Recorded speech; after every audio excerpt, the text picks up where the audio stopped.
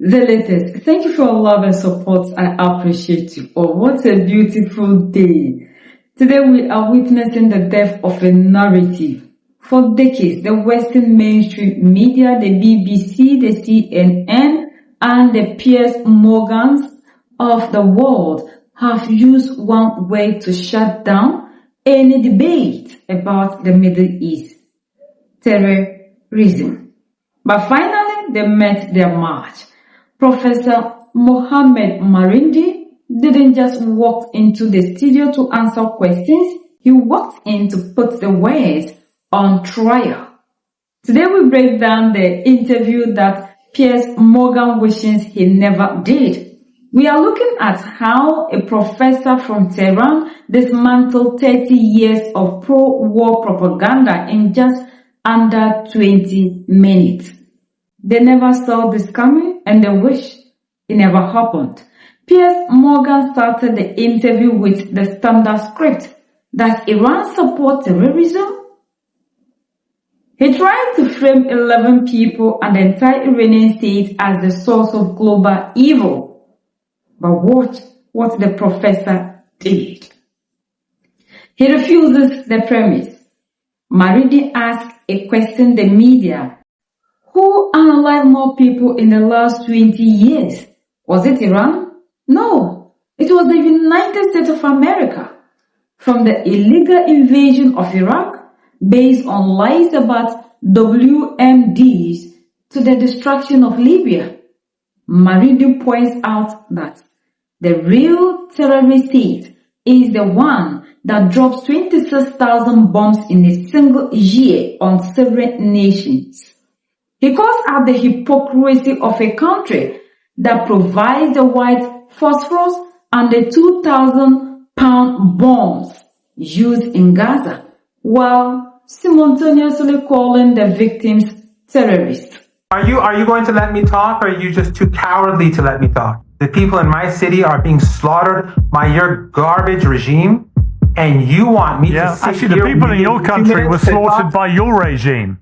Iran is being bombed by your regime. Our children are being slaughtered. As we speak, your regime is bombing my country, and that we do not accept the Epstein class that rapes and murders little kids. Okay, we don't accept them murdering our kids. We will not allow your regime to kill our kids and get away with it. How can Iran possibly expect to withstand the United States military before we involve the Israelis? So do you accept that militarily this can only end one way if Iran continues to react the way that it's done, particularly if, as it brings in all the other Gulf states and is attacking all its neighbors, as Iran has been doing, actually it's achieving the opposite of what it would have hoped to have done. It's rallying the Gulf states behind Israel and America.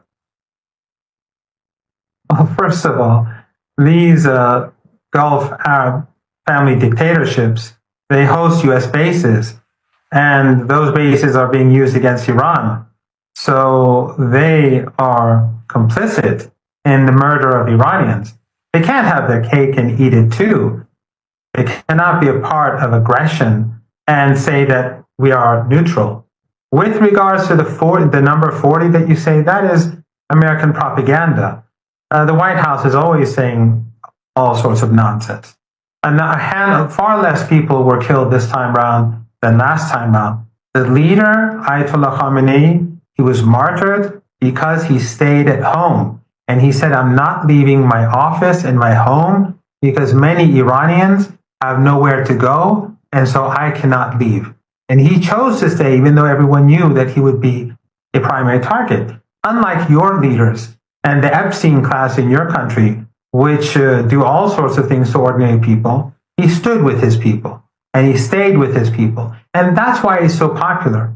And unlike the propaganda that we see on your show all the time with these insane pundits who've never been to Iran, who know nothing about Iran, who just repeat these Epstein class talking points, the Iranian people are steadfast and standing beside and behind the Islamic Republic. And as we speak, across Tehran, under missile fire, you see huge crowds of people in different parts of the city protesting against the United States and calling for the armed forces to resist. And might does not make right. As I learned from school, children know this. We are in the right. Your regime, your government, the American regime, they supported the Holocaust in Gaza, the ongoing Holocaust in Gaza. We stood against the point I would make. No matter how. Let me respond. No matter how you try to frame it and pretend that we kill in Iran tens of thousands of people on the streets and all that fake media propaganda, the reality is the reason why Iran is hated is because we're against ethnic cleansing. We're against ethno-supremacism. And that is something that the Epstein class that rules over all of you cannot tolerate. Seeing peers get schooled by Professor Marandi is easily the most satisfying thing you'll see all day. Marandi didn't just flip the script, he threw the script into a shredder. Calling the Western leadership the Epstein class to Pierce's face is a legendary move. It hits exactly where it hurts because it points out the moral rot behind the democracy lectures. While Western leaders are busy trading favors for blackmail material, Marandi is pointing out that the Iranian leadership actually stayed with their people under fire. You can see Pierce's brain performing a factory reset in real time. He has absolutely no comeback for the truth. Are you going to let me talk, or are you just too cowardly to let me talk? You're afraid of me. I asked you a question. You wouldn't do it. You're a coward. You can't do it, can you? You're a coward. I'm not going the coward. to criticize. I can criticize my regime. I can tell you I think Prime Minister Starmer has been a complete dud. What are you going to say about your regime? My country is under airstrikes from your criminal regime, your Epstein regime. My country, the people in my city are being slaughtered by your garbage regime, and you want me to sit actually, the people in your country were slaughtered by your regime, weren't they? Only a few weeks ago, up to 30,000 of your people were slaughtered by your regime, weren't they? Okay, Pierce, forget it. If you don't want me to talk, I'll just sit down. You do the talking. Well, I tell you what, we'll end it like this. I've had you on my show many, many times, right? When do I get invited on Iranian state television? You've gone. I invited you to Iran, Pierce. I invited you to Iran. I'll do it like you do. I'll do it like you do. Down the barrel of a camera, you put me on Iranian state television and let me say what I think about Iranian state television in the way that I let you come on my show and criticize my country and the United States and the West. Fair's fair, right, Professor? Because you've got freedom of speech in Iran. There should be no problem in me, Piers Morgan, going on Iranian state television and hammering your regime. Only you won't let that happen, and the regime won't let it happen, because amongst the many things that you repress, the biggest thing you repress is freedom of speech. That's why you can't talk out against your regime, and that's why you wouldn't let me go on state TV in Iran and talk out against your regime. And that is the difference between us. So you can try and take the high moral ground, but the reality is that is the difference. You are a genocide supporter. You supported it in Israel, in Palestine, and you refused to come to Iran. And I invited you twice. I literally did the opposite, actually. I literally did the opposite. And you should watch Uncensored more often. On your regime TV, you don't even let me talk. You don't know anything about Iran, and you just talk and talk and talk, and you're afraid of me saying a single sentence. Iran is being bombed by your regime. Our children are being slaughtered. As we speak, your regime is bombing my country. And your regime sent in intelligence, the Israeli Mossad, the CIA, according to the former head of the CIA, according to the Mossad itself, they sent in people to infiltrate. According to Channel 14 of Israeli TV, which is close to Netanyahu, they brought in weapons that killed hundreds of police officers and volunteers on the streets. So the 3,117 people who were killed, and all of them have their ID and information, they're well known. If you have any extra names, give them to me and let's see what your evidence is.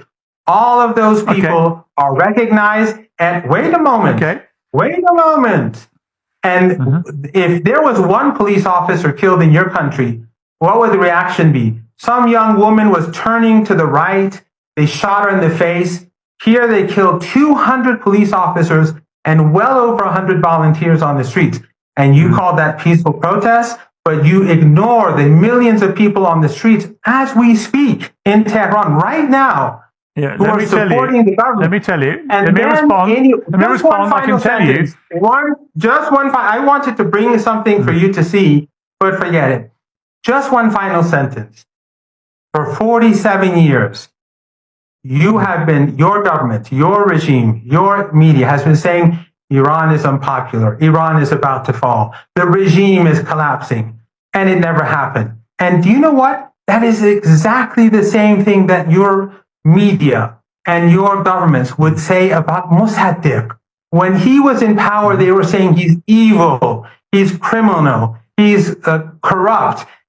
Go and look at the New York Times, the Washington Post. It's always the same. Your problem is that we are independent and that we do not accept the Epstein class that rapes and murders little kids. Okay, we don't accept them murdering our kids. We will not allow your regime to kill our kids and get away with it. The same thing we are seeing they're trying to do in AES.